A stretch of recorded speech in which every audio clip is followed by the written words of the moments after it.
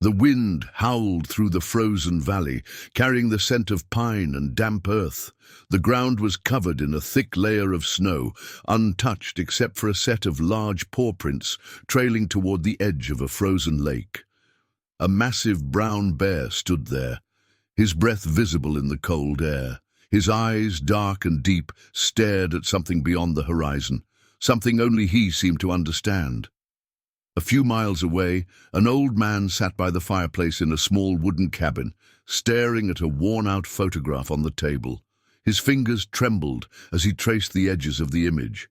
It was old, faded, but the faces in it were still clear, his younger self and a bear cub sitting beside him. He let out a heavy sigh, the weight of years pressing against his chest. Outside, the storm was picking up, the wind banging against the cabin walls. But the old man didn't flinch. His eyes remained fixed on the photo, lost in a memory he had buried long ago. Then suddenly a sound echoed from the darkness outside.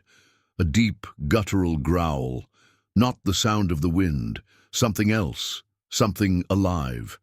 He froze, his heart pounding. Slowly, he stood up, his breath shallow. He hadn't heard that sound in years. It was impossible, it couldn't be. But there it was again, louder this time, closer. The old man's breath hitched as the deep growl echoed again, this time just beyond his cabin door. His hands shook slightly, not out of fear but something deeper, something unexplainable.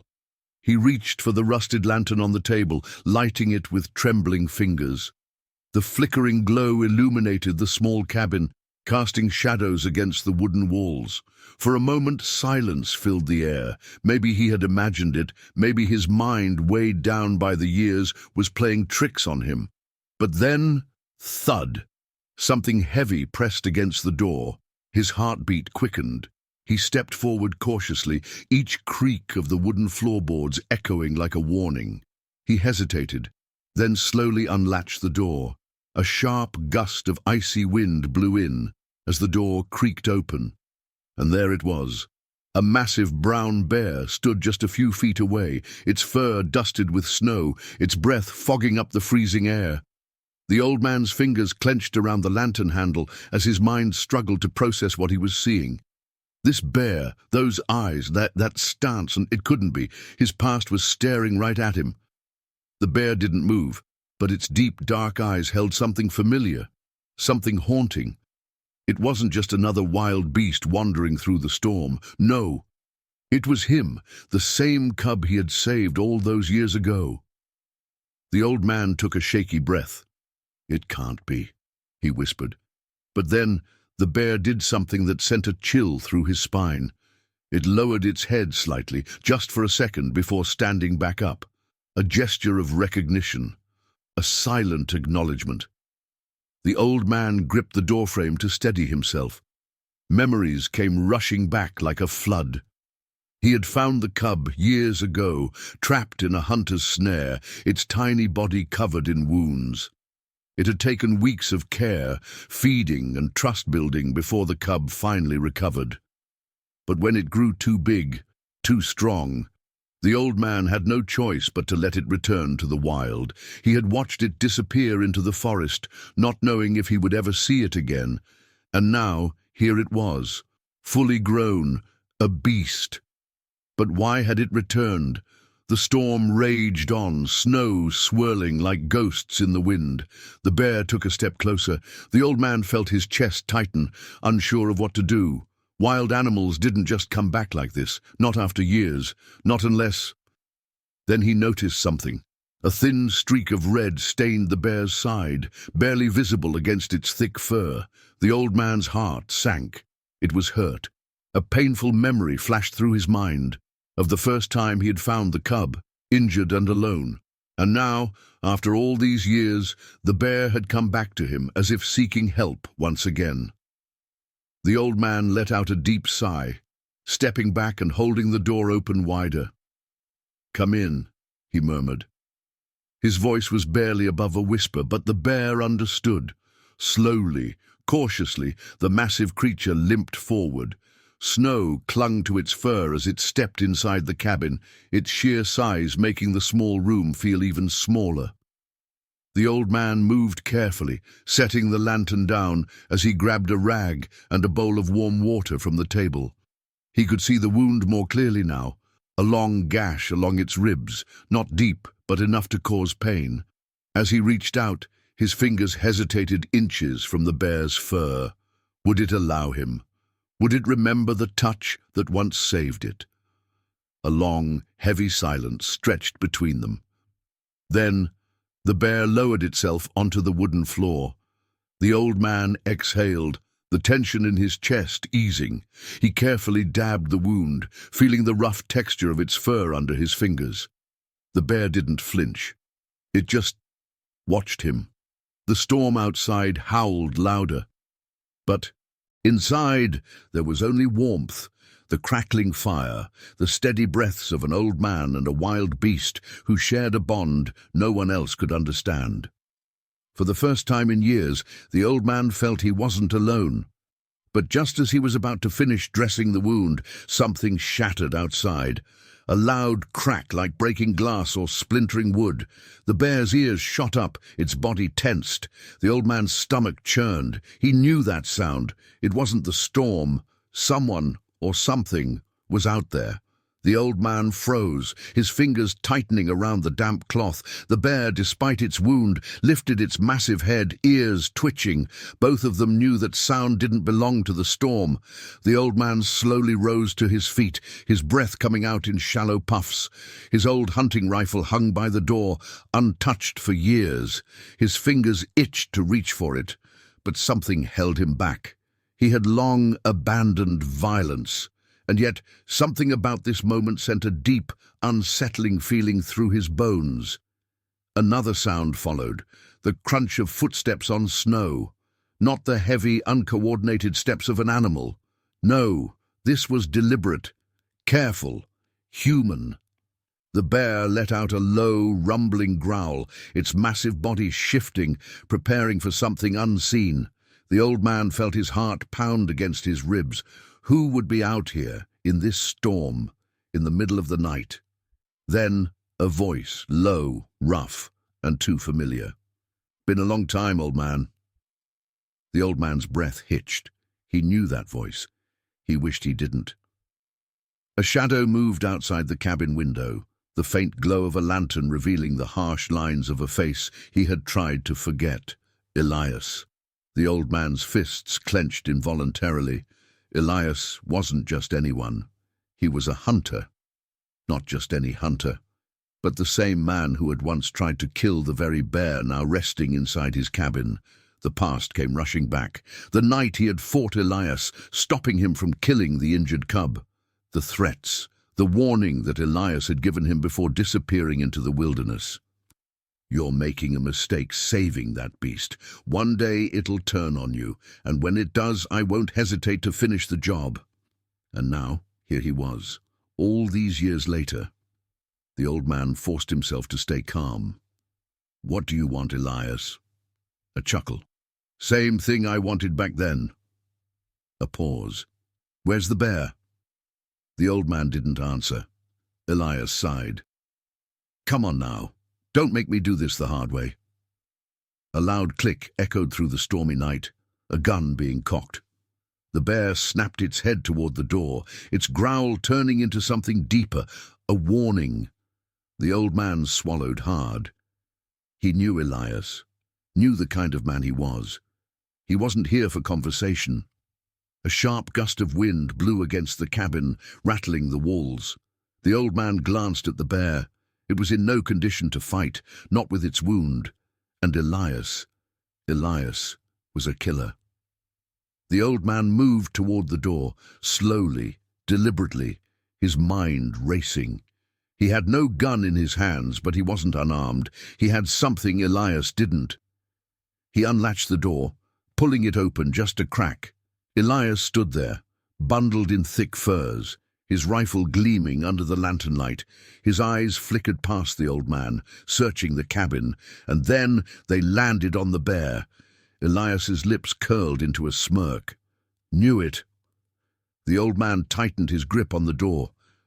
"He's hurt. Leave him be." Elias let out a low whistle.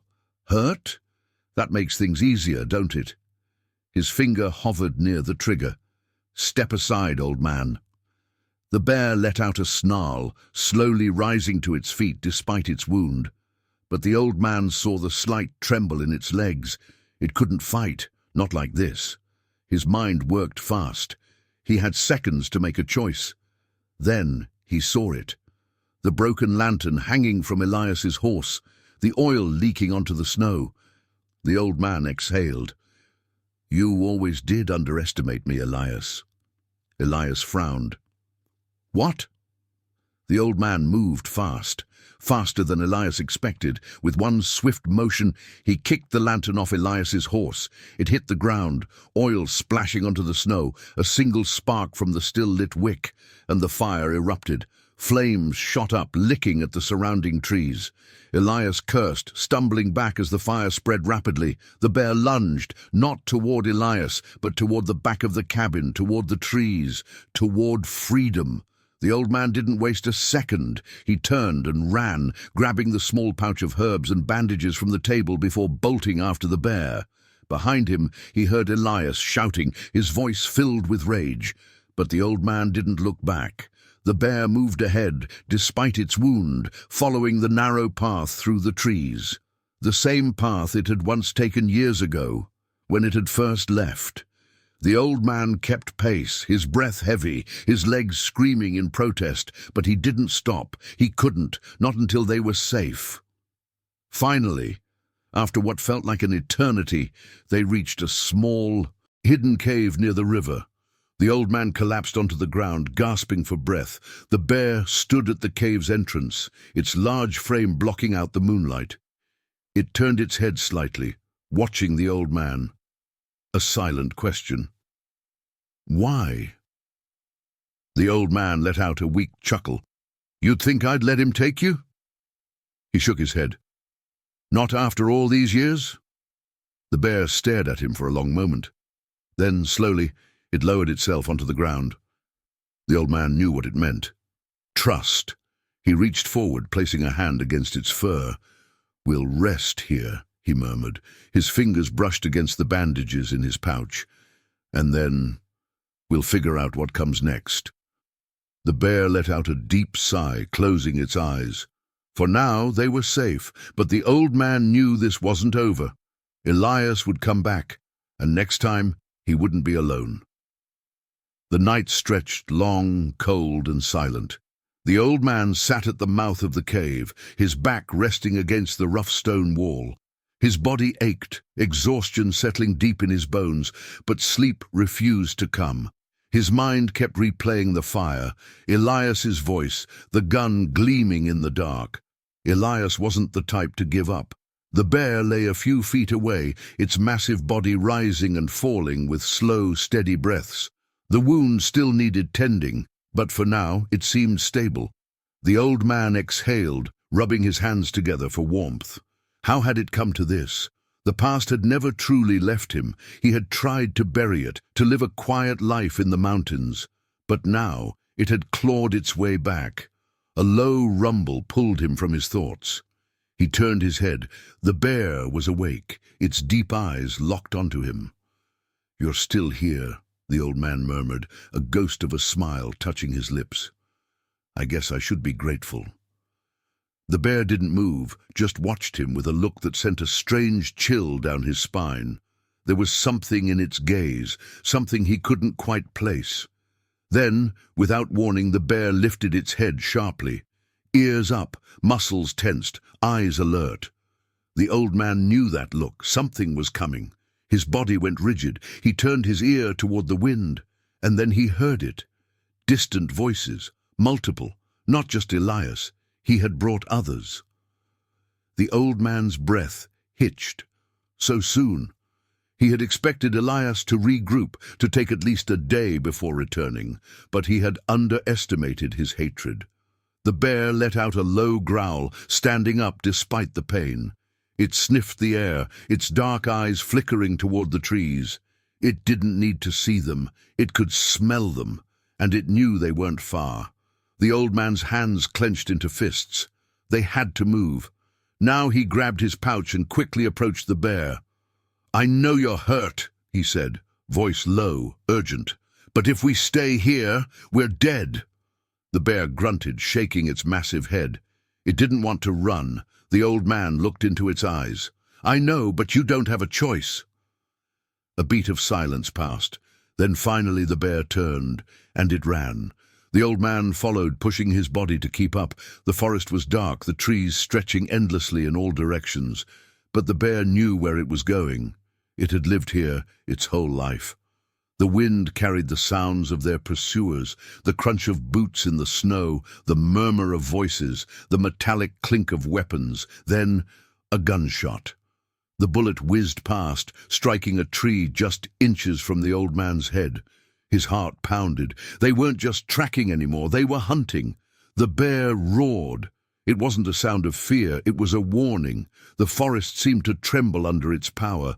Birds scattered from the treetops.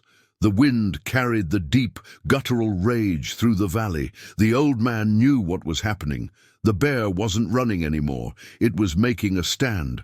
"No!" the old man gasped, reaching for it. "Not now!" But it was too late. The bear turned back toward the direction of the hunters. The old man's chest tightened. It was going to fight, and there was nothing he could do to stop it. The night was about to be painted in blood. The old man's heart pounded as he watched the bear turn, its massive body standing tall against the wind. It wasn't running anymore. It was ready to fight. "No!" the old man whispered, his breath forming clouds in the freezing air. "You don't have to do this." But the bear wasn't listening. It had made its choice. Another gunshot rang through the trees. The old man flinched as the bullet struck a nearby trunk, sending splinters flying. They were close. Too close. Then, footsteps. Fast. Heavy. Through the darkness, figures emerged. Elias and his men. 3 of them, all carrying rifles. The old man felt ice crawl down his spine. This was bad. Elias stepped forward, his boots crunching against the snow. His lips curled into a sneer. "I told you," he said, voice cold, "I don't leave jobs unfinished." The bear let out a deep, rumbling growl, muscles coiled, ready to strike. Elias chuckled, raising his rifle. "Brave thing, ain't it?" He glanced at the old man. "Still think it's worth saving?" The old man's fists clenched. His mind raced, searching for a way out, but there was none. They were outnumbered, outgunned.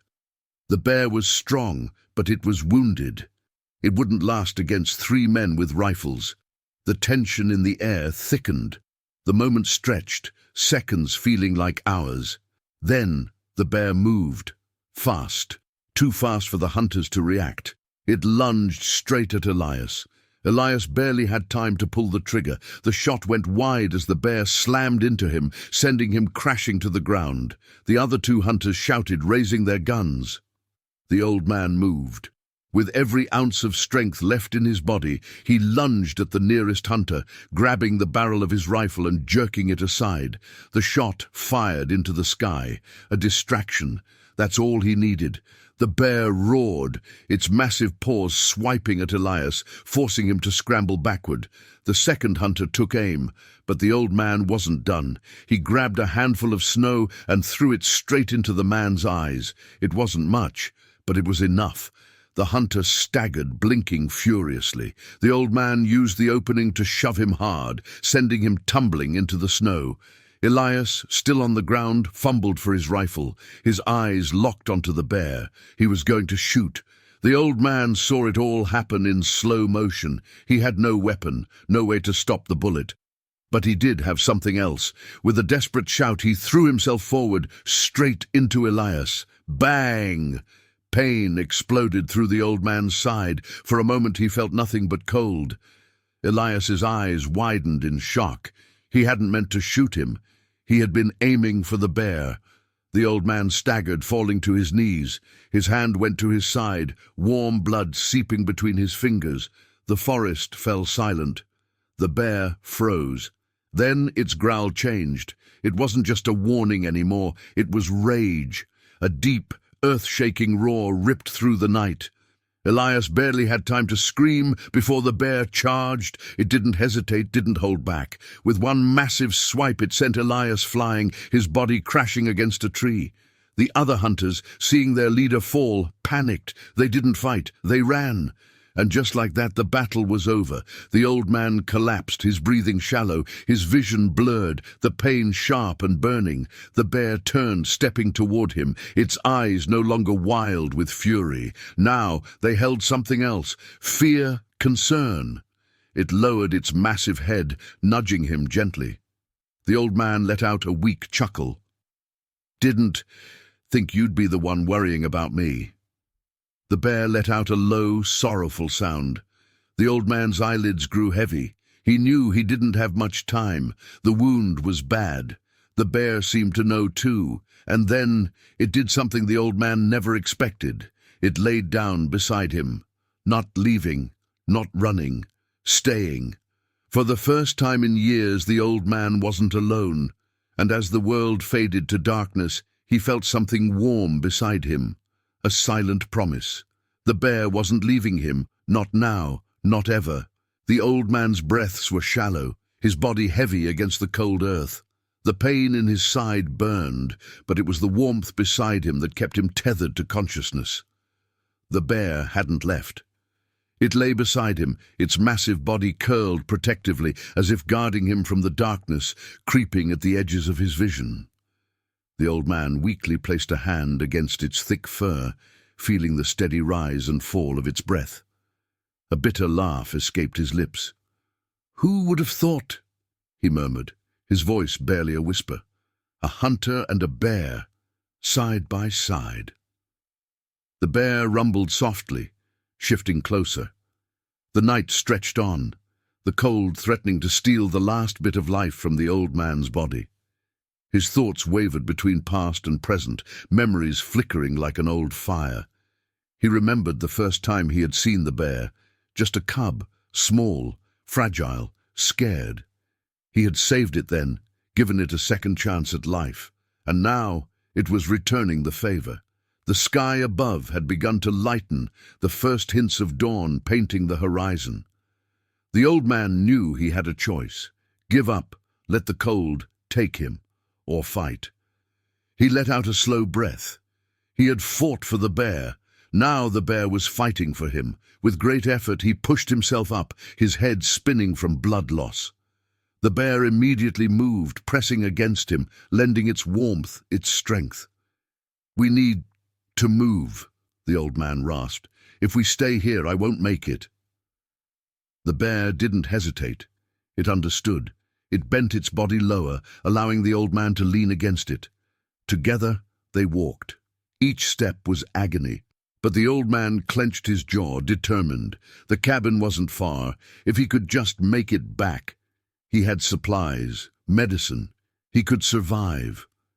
The journey felt endless, but the bear never left his side. Every time he faltered, it nudged him forward. Every time he groaned in pain, it slowed its pace. By the time they reached the cabin, the sun had fully risen.